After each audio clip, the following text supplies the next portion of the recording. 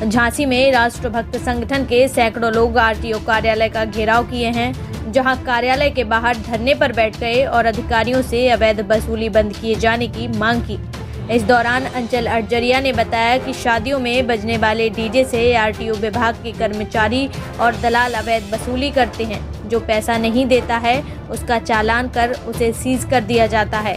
इसके साथ ही अवैध बस स्टैंड पर अभी तक कोई ठोस कार्रवाई नहीं की गई, जबकि उत्तर प्रदेश के मुख्यमंत्री के निर्देश हैं कि कहीं भी अवैध बस स्टैंड संचालित नहीं होंगे। फिर भी जगह जगह अवैध स्टैंड चल रहे हैं। लोगों ने आरटीओ विभाग पर दलाली और अवैध वसूली का आरोप लगाते हुए कार्रवाई की मांग की है।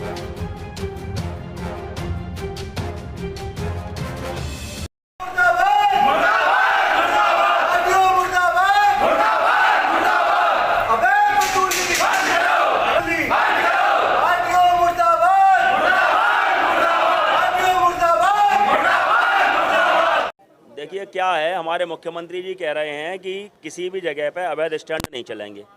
और झांसी भर में जगह जगह आप देखिए, एलाइट के ऊपर जगह जगह बसें खड़ी हो रही हैं, अवैध स्टैंड है। बस स्टैंड चले जाइए, वहाँ पर इको चलती हैं हो रही कि उनको कोई नहीं टच करता है।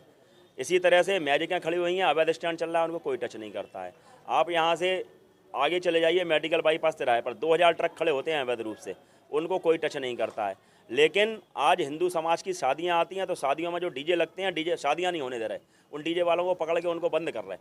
भैया तो जिस तरह से अवैध स्टैंड इतने सारे लोगों को चलवा रहा है, तो इसी तरह से डीजे भी अवैध तरीके से चलवा दो अगर आपको चलवाना है।